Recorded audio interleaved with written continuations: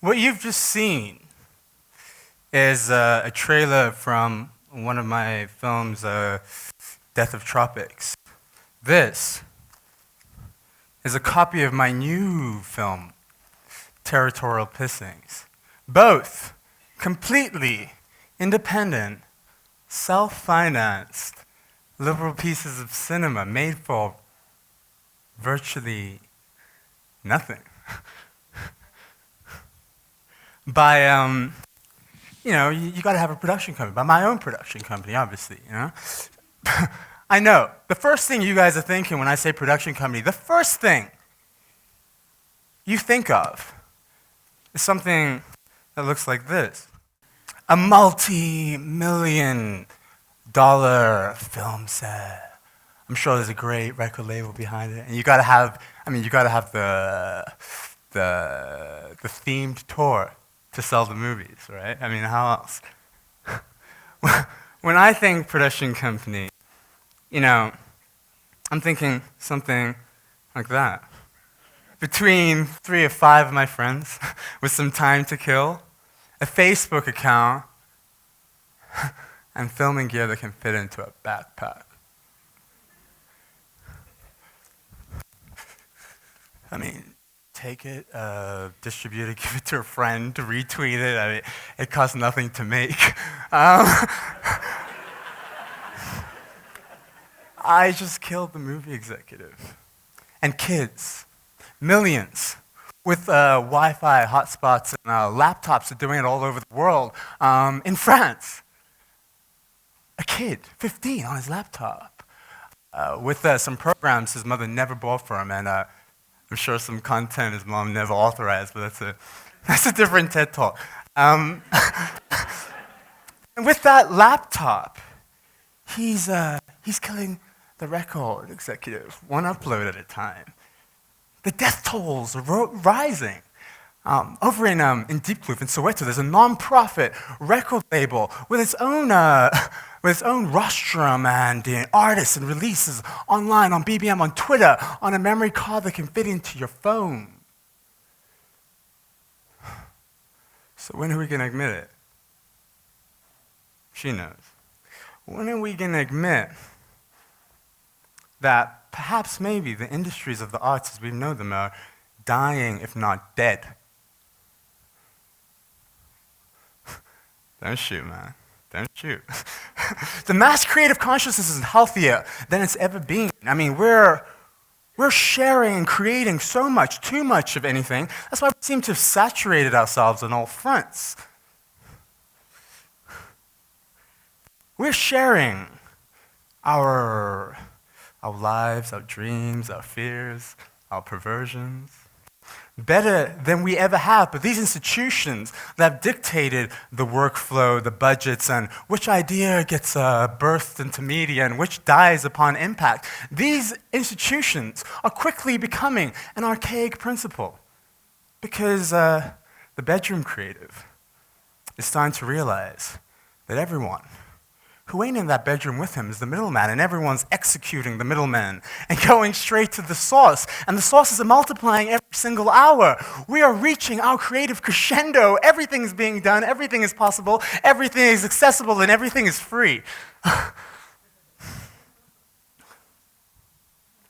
I saw the best minds of my generation looking for a paycheck with an arm full of prints that just aren't moving in the galleries because everyone's got the JPEG.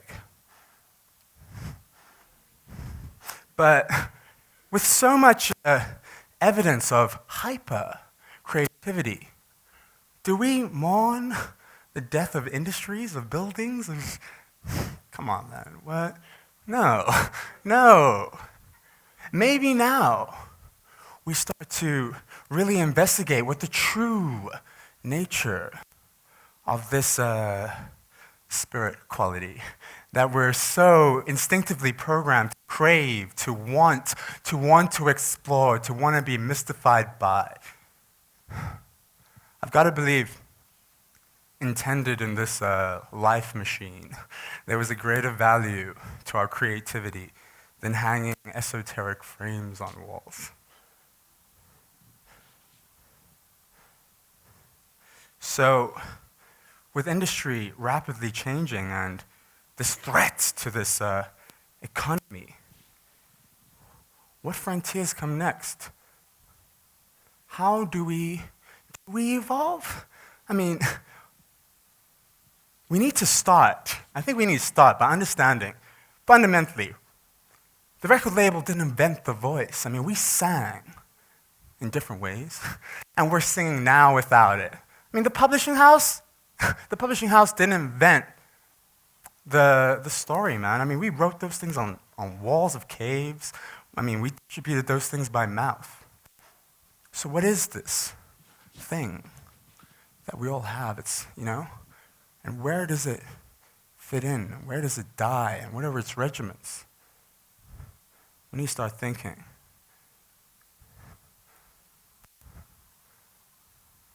Oh, okay, well, for those of you who can't read it, because it's like in really cool font and stuff, it says,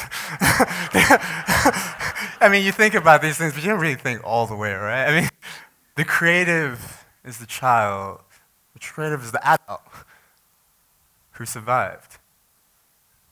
First question is, what are we killing this kid that sees two other kids, and almost instinctively, all three are flying spaceships in the abyss? Where are these factories that we create? Businessmen and artists and other evil things.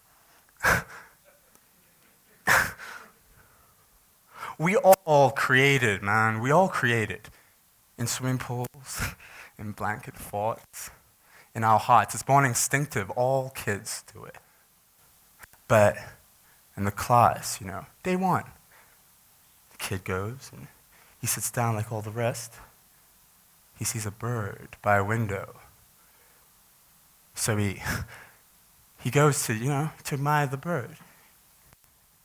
The teacher sees it. She sees this disruption, scolds him and tells him to sit down. And now we begin our famous process of unlearning the pursuit of beautiful things. And in that same classroom, what we love to do is we separate this artsy, esoteric kind of like, me mind and this logical mind. But we don't take into account that every time we do this, we're cutting out half of our inherent genius, either which way. We are mind and spirit quality. Both are living within us. Our world is in a state of adverse perplexity. Never have we needed to be more creative than now. We understand as a global society that, we have these biological ticks that kind of help us not die, and we have to kind of, we have fight or flight. Because, the tiger's coming up, and, our body has to tell us to get out of there. These are things that are natural to us, but we can't think. Hey, maybe we need to be creative. Maybe it's a biological imperative. How else have we ever progressed? How else do we see these continuing revolutions in our societies without the presence of this quality? 10 years ago, who would have thought of an iPhone? What if we welcomed kids as the innovators that they are, instead of trying to marginalize their wondrous splendor to the regiments of our pre-existing society? I'm not meaning let's just go and disappear and become these spirit things. No, we equip that kid with that same logical function that we've established, with the information, our technology, our medicine. Yes, we now are killing off the idea of one artist, but we birth a mass artist whose allegiance stops being to the gallery and trying to make the record sell. It's just not selling. And it ends up being participation in a greater canvas. That sounds cool, right? Come on. What we birthed the artist whose next work is global warming. Man, whose next innovation cures the epidemic, whose journal speaks to the spirit, whose name is the mind. That was 2 Ginsberg references. I love Ginsberg. And it doesn't take much. I'm not saying, guys, stop your jobs, go burn down the schools. Come on. The beauty of our creativity has always been that we can do simple things to yield great results. If we introduced a blank section at the back of a maths book, a kid, as compulsory as, you send these kids, you say, go do your math, But then, you're saying, with these math sums, here's this blank section where you have to make some kind of a representation of what that process was. Yes, you're going to have kids like me with a lot of torn up pages and questionable illustrations at the back of their books, but the notion of logical function meeting creative discourse becomes something that we all do. We don't have one singer. We don't have one label. We have a society a doctor who, combats the illness with medicine, but at the same time acknowledges his own splendor.